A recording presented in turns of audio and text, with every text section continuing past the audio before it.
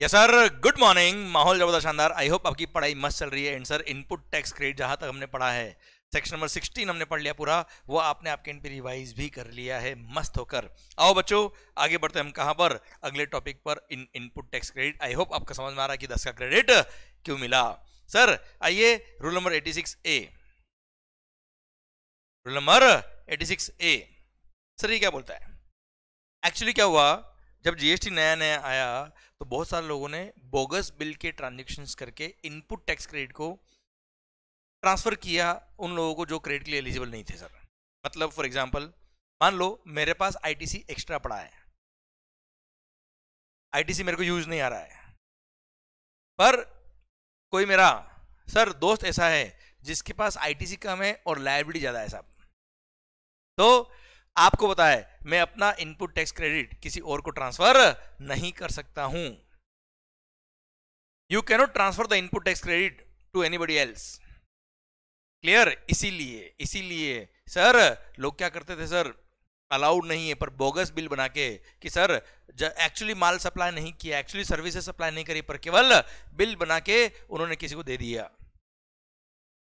तो ऐसे केस में सर मैंने क्या किया, मान लो मेरे पास एक्स्ट्रा क्रेडिट है तो मैंने एक बिल बनाया, एक्चुअली गुड्स का बिल बनाया, पर गुड्स मैंने एक्चुअली नहीं बेचे, सर्विसेज मैंने एक्चुअली सप्लाई नहीं करी, और मैंने इनवॉइस बना के दे दिया थर्ड पर्सन को, और थर्ड पर्सन को जो मैंने इनवॉइस बना के दिया उसने मेरे इनवॉइस के बेस पे आईटीसी ले लिया। क्लियर? जबकि एक्चुअली गुड्स तो वहां पहुंचा ही नहीं। तो इस तरह की डमी कंपनीज बना के लोगों ने क्रेडिट लेने का सर क्रेडिट पास ऑन करने का सर बहुत ही इलीगल काम किया। इसलिए रूल नंबर 86A और 86B हम पढ़ने वाले हैं, वो आए और इन्होंने इसको कंट्रोल करने की कोशिश करी। पहले 86A पढ़ते हैं। रूल नंबर 86A बोलता है क्या कि अगर कमिश्नर या any other officer who is authorised by the commissioner but not below the rank of assistant commissioner, मतलब असिस्टेंट कमिश्नर या उसके अबव रैंक वाला ऑफिसर जो कमिश्नर नोटिफाई करेगा, अपॉइंट करेगा, ऑथराइज करेगा, उसके पास अगर रीजन टू बिलीव है, मतलब उसके पास सबूत है, कुछ एविडेंस है कि आपने सपोज भावेश भाई ने कोई आईटीसी लिया, कि भावेश ने जो आईटीसी लिया है वो गलत लिया है, फ्रॉडुलेंटली लिया है, तो सर उसके पास पावर है कि पहले तो वो रीजन बताएगा कि किस कारण से हमको लगता है कि आपने फ्रॉड किया है, और जो आईटीसी आपने फ्रॉडुलेंटली लिया है उसको वो ब्लॉक कर सकता है, उसको बोल देगा कि इतना अमाउंट आप इलेक्ट्रॉनिक क्रेडिट लेजर से यूज नहीं कर सकते या इसका कभी आप रिफंड नहीं ले सकते। क्लियर? और सर आपको नोटिस इश्यू कर देंगे अगर आपने सर उसका रिप्लाई दिया, जस्टिफाई कर दिया डिपार्टमेंट को कि नहीं एवरीथिंग इज फाइन, कोई फ्रॉडुलेंट एक्टिविटी नहीं थी, तो ऐसे केस में वो आपको छोड़ देंगे और आपका जो फंड उन्होंने रोक रखा था क्रेडिट लेजर के अंदर कि इसको यूज नहीं कर सकते, उसको अलाउ कर देंगे यूज करने के लिए। क्लियर? और डिपार्टमेंट को 1 साल का टाइम दिया है कि 1 साल के अंदर मैटर क्लोज करना है। अगर 1 साल के अंदर ये कार्रवाई पूरी नहीं हुई तो ऑटोमेटिक ये मैटर क्लोज हो जाएगा और 1 साल के बाद वो असेसिव उस अमाउंट को यूज कर पाएगा जो उसने क्रेडिट ली थी। बेटा हाँ है ना भाई?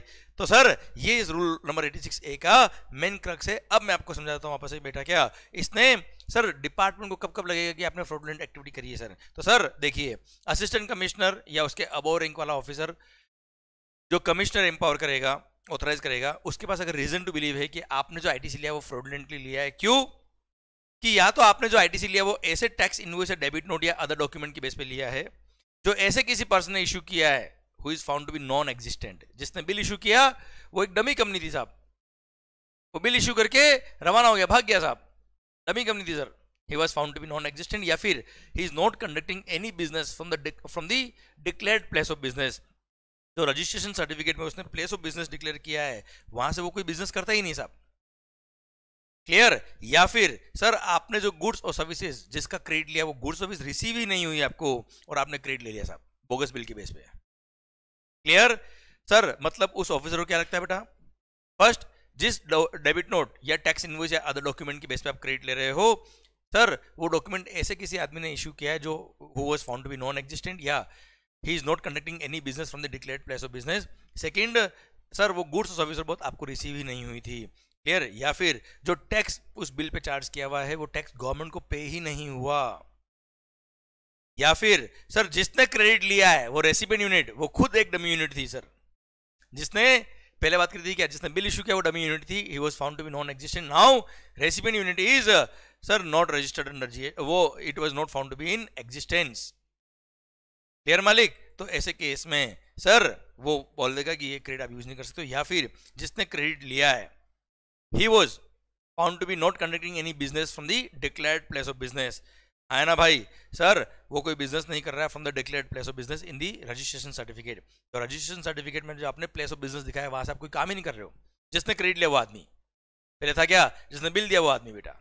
ओके, देन लास्ट क्या, सर आपने क्रेडिट तो ली पर आपके पास टैक्स पेइंग डॉक्यूमेंट ही नहीं है, टैक्स इनवॉइस आपके पास नहीं है, सर डेबिट नोट या अदर प्रिस्क्राइब डॉक्यूमेंट जो आपके पास होना चाहिए वो है ही नहीं, विदाउट बिल आप क्रेडिट ले रहे हो बेटा।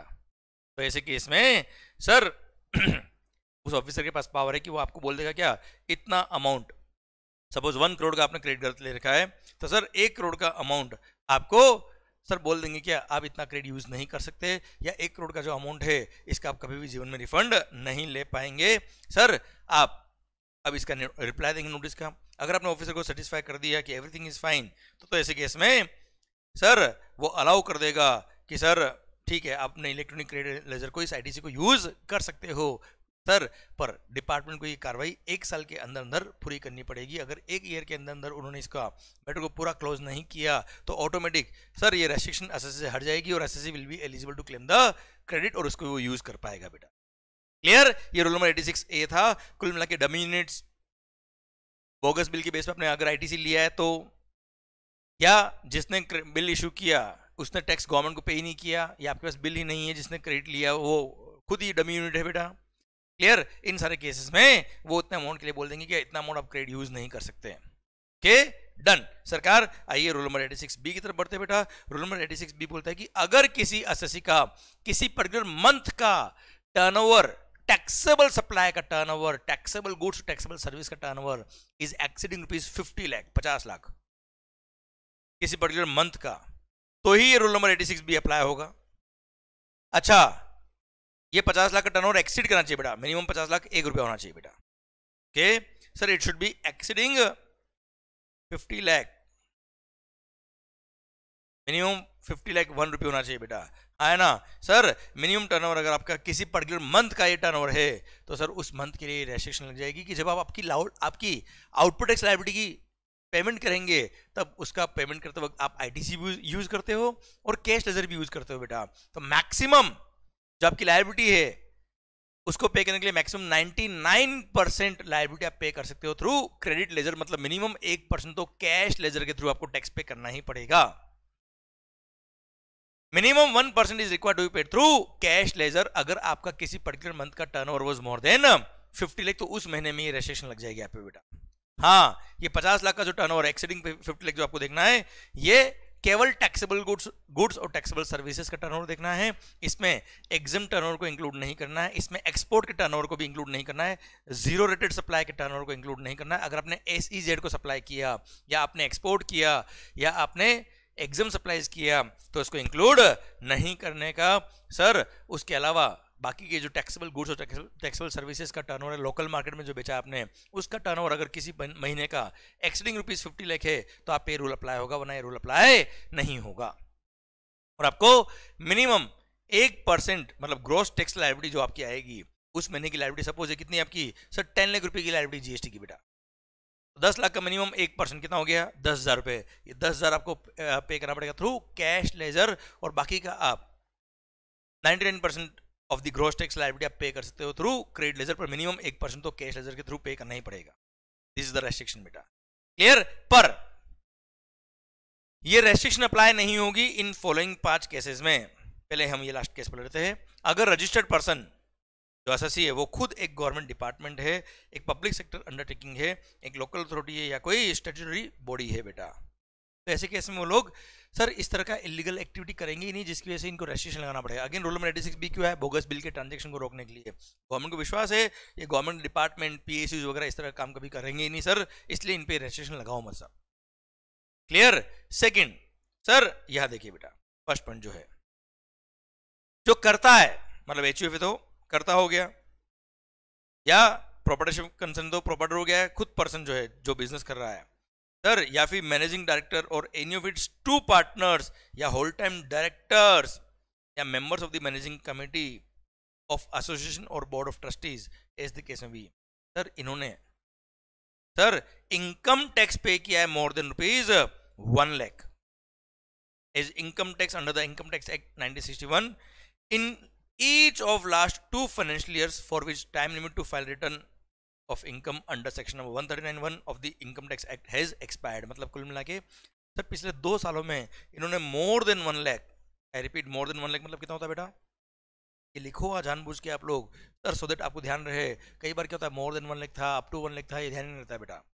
इसलिए सर ध्यान दीजिए कि अगर आपने मोर देन 1 लाख का इनकम टैक्स पे किया हुआ है इन लास्ट 2 ईयर्स, तो ऐसे केस में आप डमी कंपनी नहीं हो साहब, साफ दिख रहा है ये डमी पर्सन नहीं है, more than 1 lakh income tax पे कर रहा है लास्ट 2 सालों से, इट मींस ये भाग के नहीं जाएगा, यहाँ पे 1% वाला रेस्ट्रिक्शन मत लगाओ साहब।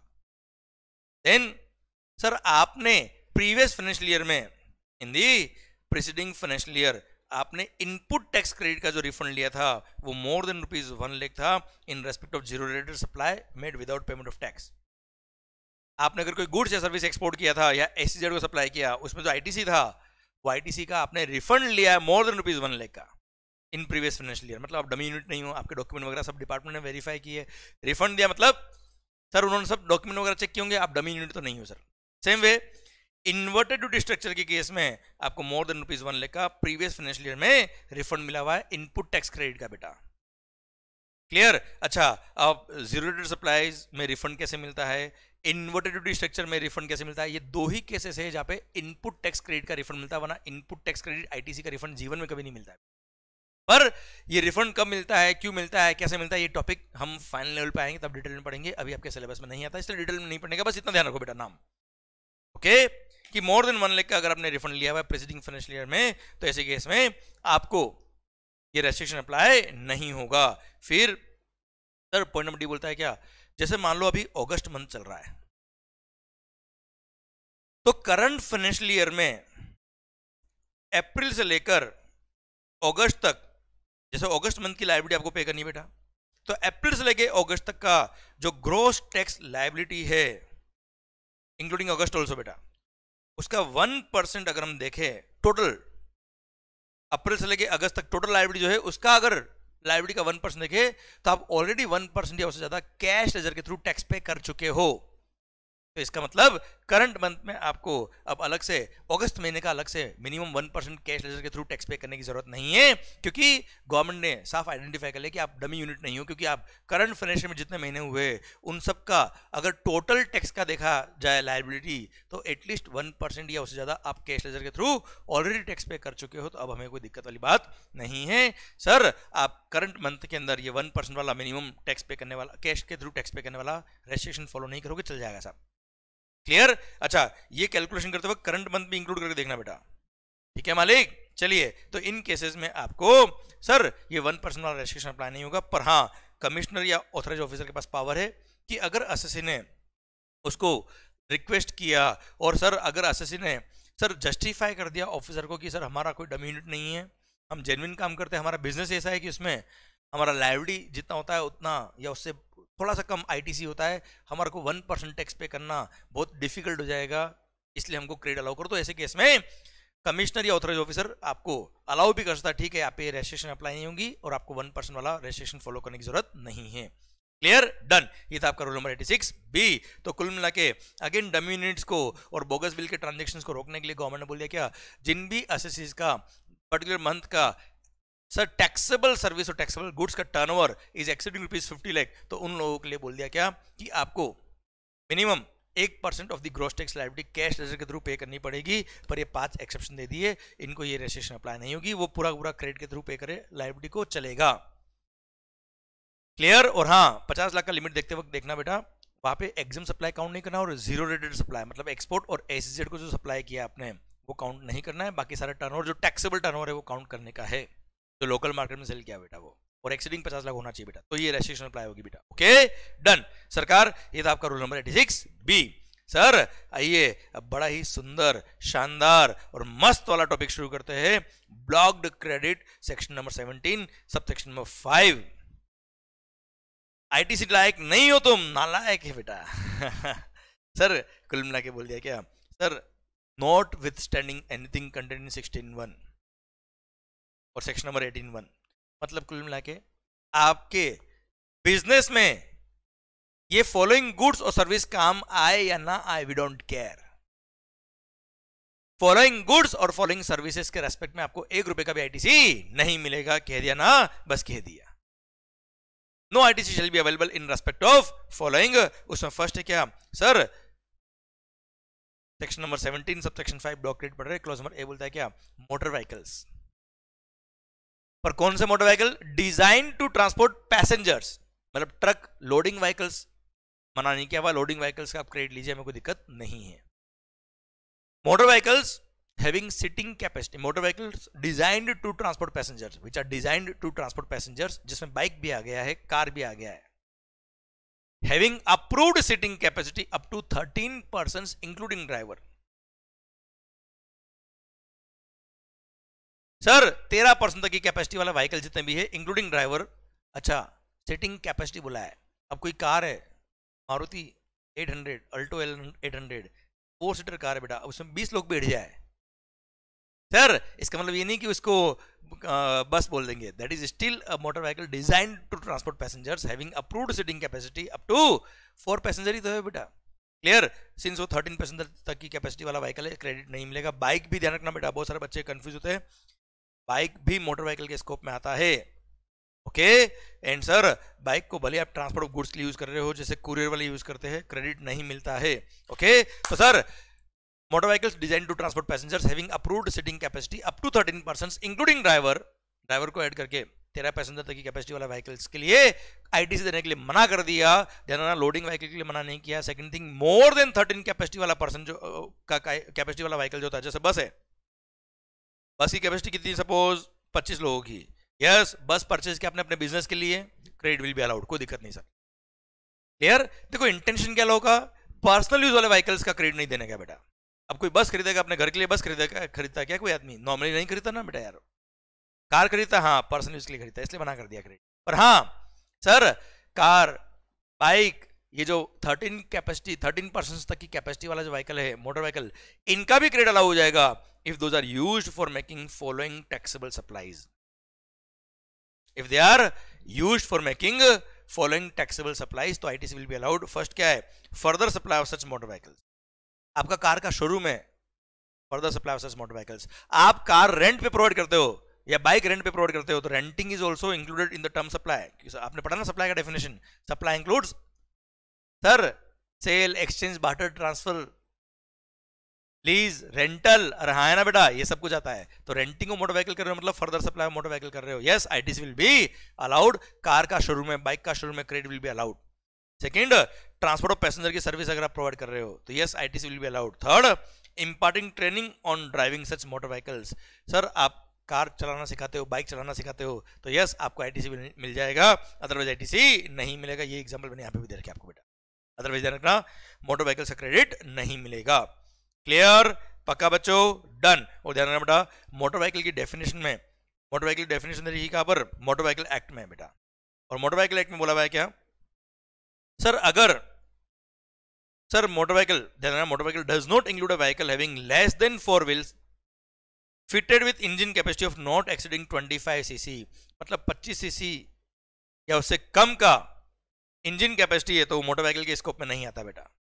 ओके सर, वैसे देखा जाए प्रैक्टिकली जितने भी बाइक होते हैं, जितने भी एक्टिवाज होती है, स्कूटी होती है, वो सब 25 सीसी से अबोव होती है, वो सब मोटर व्हीकल के स्कोप में आता है। पर कभी क्वेश्चन अगर आपको बोल दे स्पेसिफिकली कि ऐसा मोटर व्हीकल है जिसका engine capacity is up to 25 CC, तो ध्यान रखना वो मोटर व्हीकल के स्कोप में नहीं आएगा, वो मोटर व्हीकल के स्कोप में नहीं आएगा। तो 17(5)A में कवर नहीं होगा, क्योंकि 17(5)A में क्या कवर है? Motor vehicles. क्लियर? तो ऐसे केस में अगर 25 सीसी या उससे कम का कोई व्हीकल है, 2 व्हीलर मान लो, तो ऐसे केस में उसका आईटीसी मिल जाएगा, वो रेस्ट्रिक्टेड क्रेडिट में नहीं आएगा, ब्लॉक क्रेडिट में नहीं आएगा। क्लियर? डन। चलिए अब आपको समराइज करने के लिए बड़ा सुंदर सा चार्ट भी दे रखा है। ITC motor vehicle design for transport of goods, ITC allowed. Design for transport of passengers with setting capacity more than 13 persons including driver, ITC allowed. Up to 13 capacity persons including driver, ITC not allowed. पर following taxable supply के लिए तो ITC मिल जाएगा। Further supply of such motor vehicle, transport of passenger की service और training of driving. Clear? तो ITC मिल जाता है, वरना आईटीसी नहीं मिलेगा। इतना सर ध्यान रखना, हर एक चीज का एनालिसिस विद एग्जांपल मैंने आपको दे रखा है आपकी समरी बुक के अंदर, बहुत सुंदर बुक है बेटा। क्लियर? Everything is covered. आइए बच्चों, सर अब बात करते हैं क्या, analysis of vessels and aircrafts. तो sir section number 17 subsection 5 clause number AA बोलता है क्या सर, सेकंड पॉइंट कि किस किस का आईटीसी नहीं मिलता है। सर वेसल या एयरक्राफ्ट अगर आपने परचेज किया, भले बिजनेस के लिए परचेज किया, no ITC will be allowed. जैसे रिलायंस में मुकेश अंबानी जी ने अपने लिए सर चार्टर्ड प्लेन परचेज किया, भले बिजनेस में काम आ रहा, क्रेडिट नहीं मिलेगा। सर उन्होंने कोई सर बोट परचेज के लिए वेसल, क्रेडिट नहीं मिलेगा एक्सेप्ट, अब सुनना बेटा, अगर कोई भी वेसल या एयरक्राफ्ट परचेज किया, no ITC will be allowed except when they are used for transport of goods. अगर ट्रांसपोर्टेशन ऑफ गुड्स के लिए परचेज किया तो credit will be allowed. Clear? पर सर बाकी नॉर्मल पैसेंजर ट्रांसपोर्ट वाला है, क्रेडिट नहीं मिलेगा। पर फिर भी अगर फॉलोइंग टैक्सेबल सप्लाईज के लिए परचेज किया तो क्रेडिट मिल जाएगा। फर्स्ट क्या है, further supply of such vessel और एयरक्राफ्ट। आपका सर एयरक्राफ्ट बेचने का बिजनेस है बेटा, या रेंट पे देने का बिजनेस है, credit will be allowed. Transport of passenger की सर्विस, टैक्सेबल सप्लाईज मतलब आप किसी और के लिए ट्रांसपोर्ट पैसेंजर की सर्विस दे रहे हो तो क्रेडिट विल बी अलाउड। खुद के ही एम्प्लॉय का ट्रांसपोर्टेशन कर रहे हो, खुद के डायरेक्टर का ट्रांसपोर्टेशन कर रहे हो, तो you are not providing taxable supply of transport passenger, credit नहीं मिलता है बेटा। समझे? सर मुकेश अंबानी जी या रिलायंस इंडस्ट्री लिमिटेड अपने डायरेक्टर या अपने एम्प्लॉय के ट्रांसपोर्टेशन के लिए वेसल परचेज किया है, एयरक्राफ्ट परचेज किया, क्रेडिट नहीं मिलेगा। ट्रांसपोर्ट ऑफ गुड्स के लिए परचेज किया, क्रेडिट मिल जाएगा। दूसरे लोगों को ट्रांसपोर्ट पैसेंजर की सर्विस देने के लिए परचेज किया, जैसे इंडिगो एयरलाइंस ने फ्लाइट परचेज की, क्रेडिट मिल जाएगा बेटा। Imparting training on navigating such vessels or imparting training on flying such aircraft के परचेज किया, credit will be allowed, otherwise no credit will be allowed. Same way मैंने यहाँ पे आपको सुंदरता से चार्ट दे रखा है, देखिए ध्यान से। आईटीसी ऑफ वेसल और aircraft used for goods transportation, ITC allowed. Used for passenger transportation, no ITC allowed except in 3 case में, further supply of such motor vehicle, such motor vehicle करके vessel and aircraft, transport passenger की service and training for navigating और flying the vessel या aircraft, तो credit will be allowed, otherwise credit will not be allowed. Clear? चलिए सरकार, फिर sir अब close number ए B और बी आई का पॉइंट में साथ में पढ़ा देता है बेटा आपको। ये बोलता है क्या sir, motor vehicle vessel aircraft का हमने पॉइंट समझ लिया कि किनका क्रेडिट मिलेगा किनका क्रेडिट नहीं मिलेगा। अब सर सपोज आप खुद बताइए, अगर मोटर व्हीकल का क्रेडिट नहीं मिलता है, उस मोटर व्हीकल का आपने सर्विसिंग कराया तो क्या क्रेडिट मिलना चाहिए सर्विस चार्ज पे? उस मोटर व्हीकल का आपने इंश्योरेंस कराया, उस प्रीमियम पे जीएसटी पे किया, क्या क्रेडिट मिलना चाहिए बेटा उसके लिए? Answer is no. पर हां, जिनके लिए motor vehicle vessel aircraft allowed है टू क्लेम द आईटीसी, जैसे बस परचेज किया तो बस का क्रेडिट मिलता है बेटा, तो बस का इंश्योरेंस कराया, उसके प्रीमियम पे जीएसटी पे किया, बस की सर्विसिंग कराई, उसके सर्विस चार्ज पे जीएसटी पे किया, उनका भी क्रेडिट मिल जाएगा बेटा। वही पॉइंट यहां बोला है बेटा। क्लियर? कि सर अगर आपने, मैं तुम्हें समझाता हूं फिर चार्ट देखते बेटा हम। सर अगर आपने वेसल एयरक्राफ्ट या मोटर व्हीकल्स जो क्लोज नंबर ए और AA में कवर है, जिनका आपको क्रेडिट नहीं मिलता है, उसका अगर आपने सर्विसिंग रिपेयर मेंटेनेंस सर्विस लिया या जनरल इंश्योरेंस सर्विस लिया, या आपने उन्हीं मोटर व्हीकल वेसल एयरक्राफ्ट को आपने रेंट पे लिया, लीज पे लिया, लाइसेंस पे लिया, इनका किसी का भी क्रेडिट नहीं मिलेगा except if you are eligible to claim the ITC of vessel aircraft या मोटर व्हीकल। जिन मोटर व्हीकल वेसल एयरक्राफ्ट का क्रेडिट आपको मिलता है, वो वेसल मोटर व्हीकल या एयरक्राफ्ट का आपने रिपेयरिंग कराया, सर्विसिंग मेंटेनेंस कराया, सर सर्विसिंग का बिल आया, इंश्योरेंस कराया, उसका प्रीमियम का बिल आया, इन पे जीएसटी लग के आया, या आपने इन्हीं मोटर व्हीकल वेसल एयरक्राफ्ट को रेंट पे लिया, लीज पे लिया, लाइसेंस पे लिया, इन पे जो जीएसटी पे किया चार्जेस पर, उनका क्रेडिट मिल जाएगा अगर आपको मोटर व्हीकल वेसल एयरक्राफ्ट का क्रेडिट मिलता है तो बेटा। क्लियर? अदरवाइज क्रेडिट नहीं मिलेगा। जिन मोटर व्हीकल वेसल एयरक्राफ्ट का क्रेडिट नहीं मिलता, उनका इंश्योरेंस रिपेयर मेंटेनेंस का क्रेडिट क्यों मिलेगा बेटा आपको? ओके, पर ध्यान देना बच्चों, इसके भी 2 एक्सेप्शन है बेटा। ये ठीक है, पहले पढ़ा था मैं, यहाँ पे रिवीजन कर रहा हूँ। ITC on general insurance, servicing, repair maintenance, leasing, renting, hiring of motor vehicle vessel aircraft. If ITC of motor vehicle vessel aircraft is allowed, तो इन सर्विसेज का क्रेडिट भी मिल जाएगा। अगर if motor vehicle vessel aircraft का ITC नहीं मिलता आपको, तो इन सर्विसेज का क्रेडिट भी नहीं मिलेगा। इसके 2 एक्सेप्शन है। First, supplier of general insurance service. अगर आप इंश्योरर हो, इंश्योरेंस कंपनी हो, आपने किसी का इंश्योरेंस करा, किसी का मतलब किसी मोटर व्हीकल वेसल एयरक्राफ्ट का इंश्योरेंस किया, उसके लिए अगर आपने मोटर व्हीकल वेसल एयरक्राफ्ट जो आपने सर आपने किसी के मोटर व्हीकल का इंश्योरेंस किया, उस मोटर व्हीकल वेसल एयरक्राफ्ट का सर्विसिंग, रिपेयर, मेंटेनेंस कराया, या आपने सर फर्दर इंश्योरेंस सर्विसेज ली, आईटीसी विल बी अलाउड बेटा। सेकेंड, अगर आप एक मैन्युफैक्चरर ऑफ मोटर व्हीकल हो, वेसल हो, एयरक्राफ्ट हो, मैन्युफैक्चरर आप हो, तो आपने अगर इंश्योरेंस सर्विसेज ली है या आपने रिपेयरिंग सर्विसेज ली है, सर्विसिंग सर्विस ली, तो क्रेडिट मिल जाएगा, वरना क्रेडिट नहीं मिलता। So these are two exceptions, एक तो इंश्योरेंस कंपनी और एक manufacturer of such motor vehicle, vessel, aircraft, इनको सर्विसिंग, रिपेयर, मेंटेनेंस सर्विस और जनरल इंश्योरेंस सर्विस का क्रेडिट मिल जाता है, हमेशा मिलता है बेटा। ओके मालिक, चलिए ये मैंने एग्जांपल भी आपको दे रखे सारे बेटा, जो मैं अभी मैंने बात करते करते बताया। आओ मालिक, सर अगला पॉइंट पढ़ते हैं हम बेटा, it is regarding demo vehicles. Sir अब हम पढ़ रहे पहले क्या, सर्कुलर, क्या पढ़ रहे बच्चा, सर्कुलर। ओके, ये इस बार इश्यू हुआ है आपके लिए। ओके मालिक, चलो देखते हैं सर्कुलर क्या बोलता है बेटा। सरकार इधर ध्यान देना, clarification on availability of input tax rate in respect of demo vehicles. अब आपको पता है motor vehicles design to transport passengers का क्रेडिट नहीं मिलता है बेटा। अब उन मोटर व्हीकल्स का क्रेडिट मिलता है if such motor vehicles are used in further supply of such motor vehicles, further supply of such motor vehicles. I repeat, ये देखिए यहाँ पे लिखा हुआ है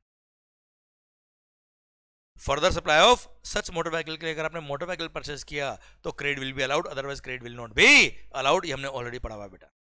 तो सर क्या होता है, जो कार के शोरूम वाले होते हैं ना बेटा, कार के शोरूम वाले या बाइक के शोरूम वाले, ये क्या करते हैं सर, कार परचेज करके बेचते। तो इन्होंने जो कार परचेज करके बेची है, उस कार का या बाइक का जो परचेज करके बेचा है, उसका क्रेडिट इनको मिलता है। ये further supply of such motor vehicle है बेटा। पॉइंट आता है क्या, डेमो व्हीकल्स। ये लोग क्या करते हैं बेटा, डेमो व्हीकल परचेज करते हैं। अब डेमो व्हीकल जो परचेज करते हैं वो क्यों परचेज करते हैं, या क्या होता है डेमो व्हीकल। आप भी कभी देखे हो, आप भी किसी कार के शोरूम पे गए हो, बाइक के शोरूम पे गए हो, एक्टिवा के शोरूम पे गए हो, तो आप देखना सर पहले टेस्ट ड्राइव लेते हैं बेटा। हम लोग चेक करते हैं कि सर ये बाइक अच्छी चल रही कि नहीं चल रही है, ये एक्टिवा सही चल रही या नहीं चल रही है। हाँ ना भाई, ये मोटर व्हीकल का आप टेस्ट ड्राइव लेते हैं बेटा। जिंदगी में हर चीज की टेस्ट ड्राइव नहीं मिलती बेटा, क्लियर, पर मोटर व्हीकल में मिल जाती है बेटा। तो सर मेरा पॉइंट आपसे ये है कि सर अगर आपने शोरूम पे गए हो तो टेस्ट ड्राइव करने के लिए व्हीकल उनके पास अलग से होता है कि ये डेमो व्हीकल है, इससे हम टेस्ट ड्राइव ले सकते हैं बेटा। तो वो शोरूम वाले क्या करते हैं, वो मोटर व्हीकल अलग से परचेज करते हैं अपने शोरूम के लिए, to be used as demo vehicle, so that customer को उन कार का फीचर बता पाए, कार को फील करा पाए कि कार चलाने में कैसी लगेगी, कार में बैठने के बाद आपको कैसा लगेगा, बाइक चलाने में कैसी है। क्लियर, ये फीचर्स एक्सप्लेन करने के लिए, कार को बताने के लिए ये परचेज किया जाता है बच्चा।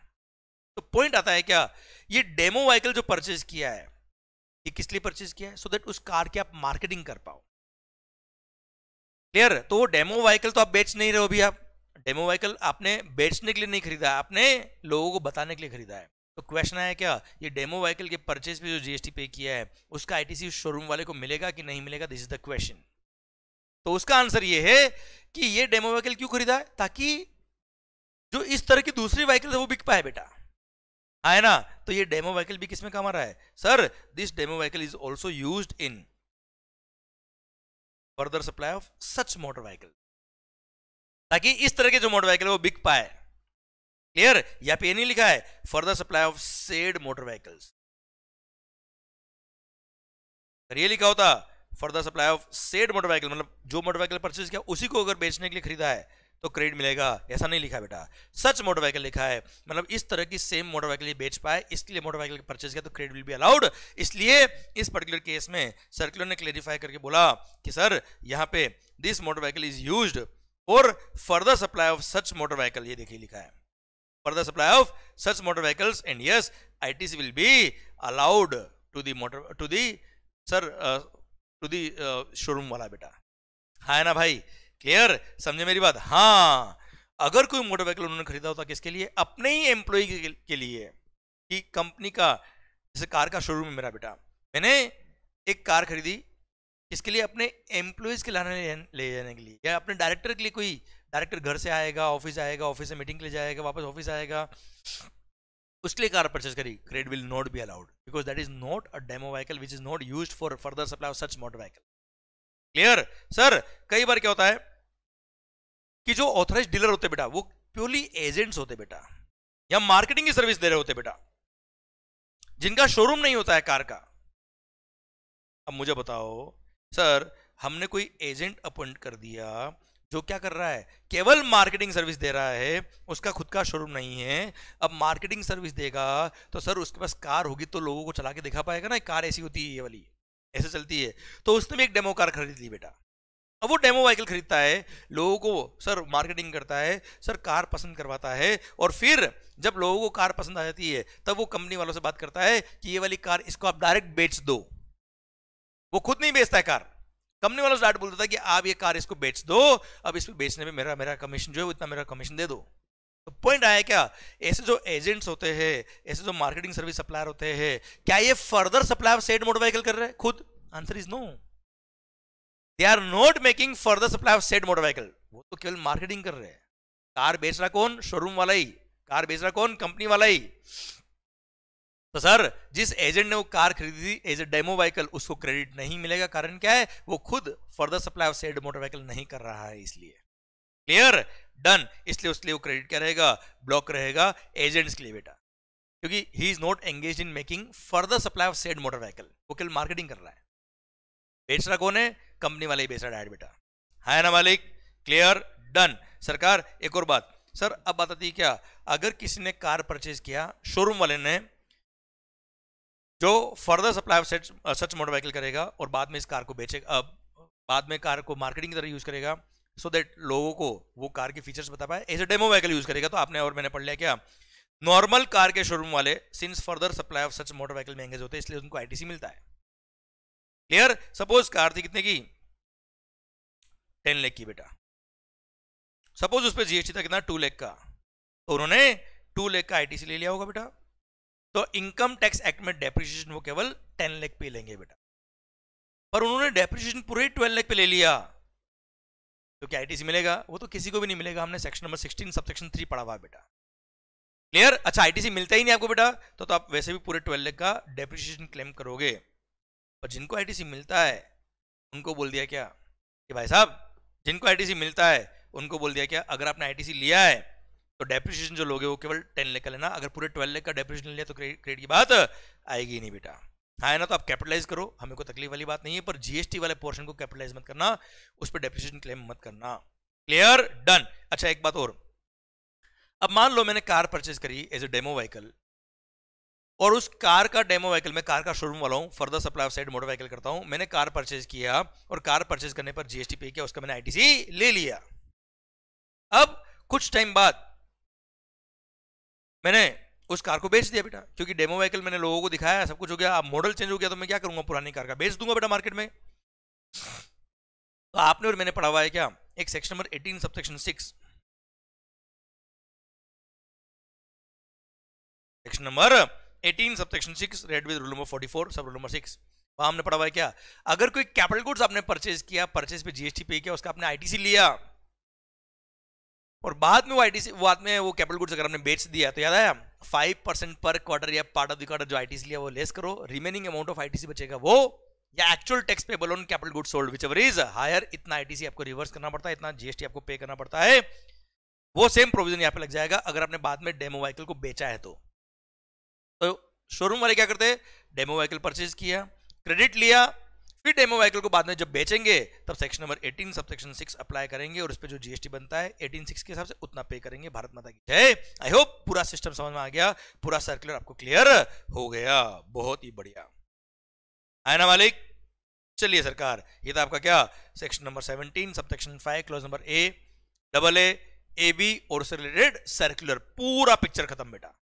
ओके, आओ बच्चों अगले पॉइंट की तरफ बढ़ते हैं बेटा। Sir clause number B, food and beverage, अरे बेवड़े नहीं हो, बेवरेजेस। सरकार फूड एंड बेवरेजेस। अच्छा हम क्या पढ़ रहे हैं? Block credit. ब्लॉक क्रेडिट क्यों पढ़ रहे बेटा? कि भले ये बिजनेस में काम आया फिर भी क्रेडिट नहीं मिलेगा, भले बिजनेस का खर्चा, we don't care, no ITC will be available in respect of following. उसमें क्लोज में बी बोलता है क्या, फूड एंड बेवरेजेस। आपने भले ही ऑफिस के फंक्शन के लिए, डीलर्स मीटिंग के लिए फूड एंड बेवरेजेस मंगाया है, आउटडोर कैटरिंग वाले की सर्विसेज ली, क्लियर, बिजनेस का खर्चा है, ब्यूटी ट्रीटमेंट का, हीरोइंस का, एक्ट्रेस का, फिल्म मेकिंग में कोई क्रेडिट नहीं मिलेगा। बात खत्म बेटा, मतलब कोई आर्ग्यूमेंट ही नहीं सर, कह दिया ना, बस कह दिया, हैशटैग वाइफ, बात मान लो। है ना भाई सरकार। Sir food and beverages, outdoor catering, beauty treatment, health services, cosmetic and plastic surgery services, renting, leasing और hiring of motor vehicles, vessels और aircraft covered in clause number A और डबल है, जो हम ऑलरेडी पढ़ चुके हैं। क्लियर सर, इनका क्रेडिट नहीं मिलेगा, मतलब नहीं मिलेगा, खत्म बेटा। Clear, except when they are used. Sir चलो मैं बताता हूं, मैं एक्सेप्ट व्हेन बताता हूं। एक और चीज, life insurance and health insurance. है ना मालिक, लाइफ इंश्योरेंस, आपने अपने एम्प्लॉइज का लाइफ इंश्योरेंस कराया, हेल्थ इंश्योरेंस कराया, कोई क्रेडिट नहीं मिलेगा, एक्सेप्ट अगर आपने ये सब पूरा पॉइंट नंबर 1 जो हमने पढ़ा बेटा अभी, ये जो इनवर्स सप्लाई आपने लिया है, फूड एंड बेवरेजेस, एक वापस पढ़ना, food and beverages, outdoor catering, beauty treatment, health services, cosmetic और plastic surgery services, sir renting, leasing, hiring, renting of motor vehicle, vessel, aircraft covered in clause number A और double है, sir life insurance और health insurance का credit नहीं मिलेगा, except अगर same category of inward supply लिया to provide the same category of outward supply.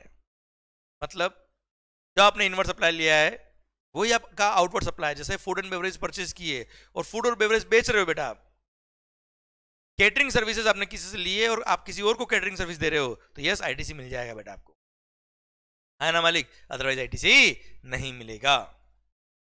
Clear, समझे मेरी बात। और हाँ सर एक और बोल दिया क्या, सर आपने same category of inward supply लिया to provide the same category of outward supply और as a component of mix supply और कंपोजिट सप्लाई। मतलब अगर आप जैसे आउटडोर कैटरिंग की सर्विस दे रहे हो, उसके लिए फूड परचेज किया सर, तो फूड क्या है, it is a part of composite supply of catering service, credit will be allowed बेटा, है ना मालिक। सरकार same category of inward supply लिया to provide the same category of outward supply और as a component of composite supply और mix supply, then ITC will be allowed.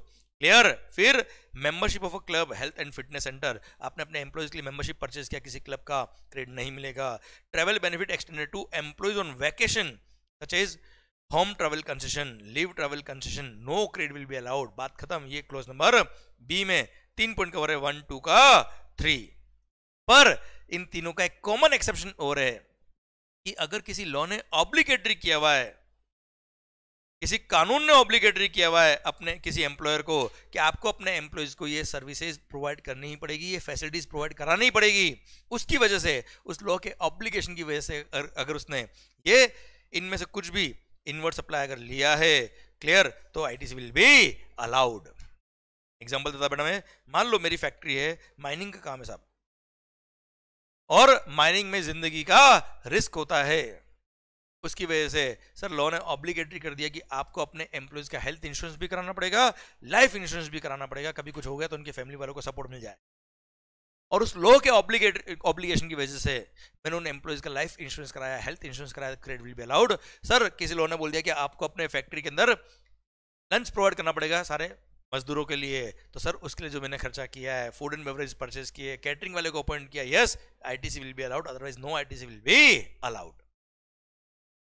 Clear मालिक, पक्का, बहुत बढ़िया। तो सर ये क्या क्लॉज नंबर बी, और सर किसी लॉ ने ऑब्लिगेटरी किया तो क्रेडिट मिल जाएगा वरना क्रेडिट नहीं मिलेगा। हाँ सर जैसे क्वेश्चन अब ध्यान देना बेटा, गलती क्या करते बच्चे, लाइफ इंश्योरेंस और हेल्थ इंश्योरेंस का प्रीमियम पे किया किसी कंपनी ने, उस पर जीएसटी पे किया, ये किसी क्वेश्चन में एक पॉइंट दे रखा है, बताओ क्रेडिट मिलेगा कि नहीं मिलेगा, तो जरूर वो टेबल जब क्वेश्चन का खत्म होता है उसके लास्ट में एक पैराग्राफ दिया होता है, वहां पढ़ लेना कि क्या ये लिखा है कि किसी लॉ ने या किसी स्टैट्यूटरी ऑब्लिगेशन की वजह से, कोई स्टैट्यूटरी ऑब्लिगेशन की वजह से, किसी लॉ के ऑब्लिगेशन की वजह से उसने ये सर्विसेज परचेस करी, या उसने ऐसा कोई इंफॉर्मेशन नहीं दिया।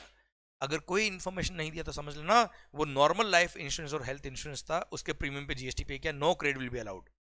पर किसी लॉ ने ऑब्लिगेटरी किया है और उसकी वजह से अगर आपने लाइफ इंश्योरेंस और हेल्थ इंश्योरेंस कराया है, उसके लिए प्रीमियम पे किया, तो जीएसटी का क्रेडिट मिल जाता है। इसलिए क्वेश्चन अगर दे रखा है क्या, premium paid for life insurance and health insurance, by default credit नहीं मिलता है। पर क्वेश्चन के नीचे जो पैराग्राफ दे रखा है वहां जरूर नोट पढ़ लेना, कहीं नोट तो नहीं दे रखा है कि ये किसी लॉ ने ऑब्लिगेटरी किया था इसलिए सर्विसेज ली थी।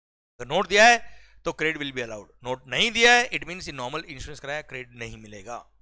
Clear, good. सरकार ये जो एग्जांपल मैंने आपको दिए वो सब एग्जांपल यहाँ पे भी आपको दे रखे हैं। क्लियर। अब आइए सर यहाँ पे मैंने एक सर्कुलर दे रखा है बेटा आपको कि ऊपर जो लीजिंग की बात करी है ये वाला, कि लीजिंग, रेंटिंग और hiring of motor vehicle vessel aircraft, तो ये leasing of motor vehicle vessel aircraft की बात कर रहा है। आपने कोई मशीन लीज पे ली है बिजनेस के लिए, क्रेडिट विल बी अलाउड। ये सर्कुलर था, कोई खास बात नहीं बेटा। Circular it is clarified that leasing refer to in section number 17(5)(b)(1) refers to leasing of motor vehicles, vessels, aircraft only and not to any other item। किसी और goods का अगर आपने लीज पे लिया, रेंट पे लिया, तो credit will be allowed. Clear मालिक? पक्का? डन? हाँ जी सर। ओके, भावेश भाई ने बोला है कौन सा पॉइंट? ओके सर, ध्यान बेटा, ये क्लोज में बी जो हमने पढ़ा सर, ये खुद देखिए आप, फूड एंड बेवरेजेस। अब मुझे बताओ आप सिंपल ही, आप अपनी गर्लफ्रेंड के साथ कहीं डिनर पे गए बेटा, अब उसका बिल था, क्या उस बिल पे जीएसटी लगा था? क्या credit will be allowed in the business? आप तो बोल दो कि हम तो क्लाइंट के साथ मीटिंग में थे सर, हर आदमी ये बोल देगा बेटा। क्लियर? कौन सा क्लाइंट, कौन सा क्या, हाँ है ना भाई, घर पे पता पड़ेगा अलग मारेंगे। इसलिए गवर्नमेंट ने बोल दिया कि ये पर्सनल नेचर के खर्चे, food and beverages, outdoor catering, beauty treatment, health services etcetera, sir life insurance, health insurance, फिर membership of a club, health fitness centre, travel benefits etcetera, sir ये सब अगर आपने सर अपने एम्प्लॉयज के लिए लिया तो credit will not be allowed, except किसी लोन अगर ऑब्लिगेटरी किया हुआ है उसके लिए अगर आपने ये परचेज किया तो क्रेडिट विल बी अलाउड, वरना क्रेडिट नहीं मिलेगा। ओके, और यहां और बोल दिया क्या, ये फूड एंड बेवरेजेस वगैरह अगर आपने same category of inward supply लिया to provide the same category of outward supply, जैसे mister Raman a caterer for a wedding gives subcontract of Pani Puri stall to Mrs. Ishita. So Ishita is providing catering services to Raman. Raman is providing catering services to XYZ person. तो outdoor catering service देने के लिए outdoor catering service ली है, credit will be allowed, otherwise credit नहीं मिलेगा। समझे? या किसी लोन ने ऑब्लिगेटरी किया तो क्रेडिट मिल जाएगा, वरना क्रेडिट नहीं मिलेगा। क्या मालिक? भावेश भाई चलिए सरकार। ओके चिराग भाई, डेबिट नोट क्रेडिट नोट में के बारे में जब टॉपिक आएगा तब और बात करेंगे बेटा हम लोग। और हाँ, अरे वाह, देवेंद्र भाई का आज बर्थडे है सर, एक बार सब लोग happy birthday to you, happy birthday to you, and Devendra भाई may God bless you with all the happiness, all the success which you and your family, your parents want. All the best बेटा, ऐसे ही मस्त होके पढ़े, ऐसे ही खुश होके अपनी खुशियां सबके साथ शेयर करे, और ऐसे ही सबसे आशीर्वाद लेते रहे और आगे बढ़ते रहे। और सब लोग जो भी लेक्चर देख रहे हैं सबके लिए सर आपका जो रेस्पेक्टिव बर्थडे आता है सर, सबको मेरी तरफ से बहुत बहुत शुभकामनाएं, बहुत बहुत विशेष। सर आप बहुत अच्छा काम करें, बहुत अच्छा आपका नेचर हो, और सबके साथ आप मस्त मिलके खुश होके रहे बेटा, और अपना जो गोल आपने बनाया हुआ है पूरा डेडिकेशन से मेहनत के साथ लग जाए, so that one day your parents and your friend should say कि यस ये मेरा बेटा है, दोस्त के ये मेरा दोस्त है। ऑल द बेस्ट गाइस, माहौल जबरदस्त, शानदार। ओके सर, आइए बच्चों, क्लोज नंबर सी और क्लोज नंबर डी की बात कर लेता मैं बेटा आपसे। सर क्लोज नंबर सी और डी में साथ में पढ़ा रहा बेटा आपको, ये बोल दिया है। अच्छा अभी 2 मिनट के लिए बुक्स में ध्यान में देना, मैं पहले बोलता हूं बेटा, फिर यहां से अपना आप समझ में आएगा कि अगर आपने अपने भली बिल्डिंग, आपने भली अपने ऑफिस के लिए सर्विसेज ली, तो बात तभी कर रहे हैं ना सर, घर के लिए सर्विसेज ली होती तो क्रेडिट की बात आती ही नहीं बेटा। ये बिजनेस से खर्चे तो भी क्रेडिट नहीं मिलेगा। इसका construction of any immovable property, आपने अपने ऑफिस की बिल्डिंग बनाई, अगर आपने अपनी सर फैक्ट्री का बिल्डिंग का कंस्ट्रक्शन कराया, तो जिस कॉन्ट्रैक्टर ने आपको वर्क्स कॉन्ट्रैक्ट सर्विस दी है कोई क्रेडिट नहीं मिलेगा। भले ही वो ऑफिस की बिल्डिंग ऑफिस के काम के लिए काम आ रही है, फिर भी क्रेडिट नहीं मिलेगा, क्योंकि कल को अगर आपने ऑफिस बंद कर दिया तो सर उस बिल्डिंग को जब बेचोगे, that sale of immunity property is neither chargeable to GST, it is neither supply of goods not supply of services, कोई जीएसटी नहीं लगता। तो इस बिल्डिंग के कंस्ट्रक्शन में जो भी गुड्स काम आया, जो भी सर्विस काम आया, क्रेडिट नहीं मिलेगा। ये लॉजिक से गवर्नमेंट ने क्लोज नंबर सी और डी बनाया। I repeat the point again, clause number C और डी वापस बोल रहा बेटा, बुक्स में ध्यान नहीं, मेरी तरफ ध्यान बेटा। Construction of any immovable property, construction of any immovable property के लिए कोई भी गुड्स, कोई भी सर्विस, कोई भी गुड्स, कोई भी सर्विस, भले वो वर्क्स कॉन्ट्रैक्ट सर्विस हो, कंस्ट्रक्शन सर्विसेज हो, रिपेयरिंग सर्विसेज हो, आर्किटेक्ट की सर्विसेज हो, इंटीरियर डिजाइनर की सर्विसेज हो, सर कोई सीमेंट काम आया, स्टील काम आया, आयरन काम आया, सर इतनी सारी गुड्स काम आती है, कंस्ट्रक्शन ऑफ इमूवेबल प्रॉपर्टी में 1 रुपए का भी क्रेडिट नहीं मिलेगा, except if you are providing works contract service या construction service to somebody else. आप किसी और के लिए बिल्डिंग बना रहे हो, means you are providing construction services to somebody else, या you are providing works contract service to somebody else. तो ऐसे केस में आपको आईटीसी मिलेगा, क्योंकि अल्टीमेटली आप कंस्ट्रक्शन सर्विस जिसको दे रहे हो वो एंड यूजर है, और वो एंड यूजर जो होगा, भले उसके लिए आप ऑफिस का बिल्डिंग बना रहे हो, उसको कोई क्रेडिट नहीं मिलने वाला है। तो सर मैंने कंस्ट्रक्शन सर्विस देने के लिए या वर्क्स कॉन्ट्रैक्ट सर्विस देने के लिए वर्क्स कॉन्ट्रैक्ट सर्विस ली है, कंस्ट्रक्शन सर्विस ली है, या कोई भी गुड्स या कोई भी सर्विसेज काम ली है कंस्ट्रक्शन में, तो सर उन सब का मेरे को आईटीसी मिल जाएगा। पर जिसको मैं कंस्ट्रक्शन सर्विस दे रहा हूं, या जिसको मैं वर्क्स कॉन्ट्रैक्ट सर्विस दे रहा हूं सर, या जिसको मैंने माल सप्लाई किया, बिल्डिंग मटेरियल, सर वो पर्सन अगर फर्दर कंस्ट्रक्शन सर्विस किसी और को नहीं दे रहा है तो उसको कभी भी क्रेडिट नहीं मिलेगा, भले उसकी ऑफिस की बिल्डिंग ही क्यों ना हो। No ITC will be allowed. और ध्यान रखना बेटा, सर अगर आपने, सर मेरी मान लो फैक्ट्री बेटा, जहां मैं मार्कर्स बनाता हूं, वहां मैंने मार्कर्स बनाने के लिए बिल्डिंग बनवाई। अब बिल्डिंग तो बन गई, बिल्डिंग का मैंने रिपेयरिंग कराया, रेनोवेशन कराया, ऑल्ट्रेशन कराया बिल्डिंग में, वो सब भी कंस्ट्रक्शन की डेफिनेशन के स्कोप में आते हैं। और कंस्ट्रक्शन के स्कोप में आते हैं मतलब उसमें भी जो गुड्स और सर्विसेज काम आ रही है, रिपेयरिंग में, रिपेयरिंग ऑफ बिल्डिंग की बात कर रहा हूं, उनका भी क्रेडिट नहीं मिलेगा।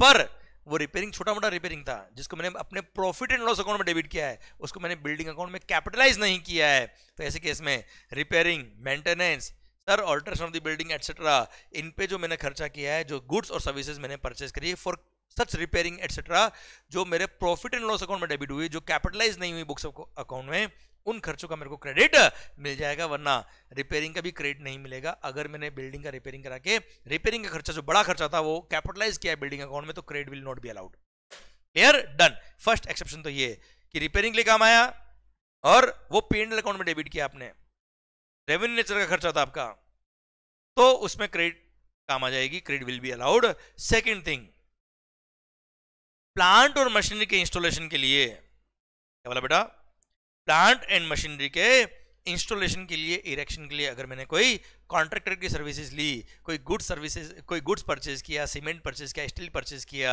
यस, सारी credit will be allowed. All the goods और services which are used in installation, erection, commissioning of plant और मशीनरी, तो क्रेडिट विल बी अलाउड। अब प्लांट और मशीनरी के स्कोप में ध्यान रखना बेटा, क्या क्या आता है। प्लांट और machinery means apparatus, equipment, machinery fixed to earth, सब आएंगे बेटा, by a foundation and structural support that are used for making the outward supply of goods or service or both, and includes such foundation and structural support। मतलब कोई machine को खड़ा करने के लिए सपोर्ट दिया आपने, फाउंडेशन बनाया आपने, कुछ स्ट्रक्चरल सपोर्ट दिया, उसमें जो वर्क्स कॉन्ट्रैक्टर सर्विस काम आई, credit will be allowed.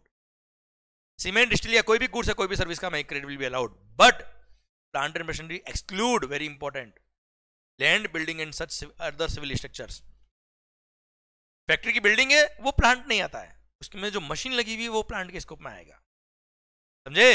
Sir telecom towers, जानना, टेलीकॉम टावर्स के इंस्टॉलेशन में जो भी गुड्स सर्विस काम आए, कोई क्रेडिट नहीं मिलेगा, क्योंकि बॉम्बे हाईकोर्ट का एक जजमेंट था सर्विस टैक्स के टाइम का बेटा, उसी को कंटिन्यू करते हुए यहां बोल दिया क्या, वो प्लांट और मशीनरी के स्कोप में नहीं आएगा।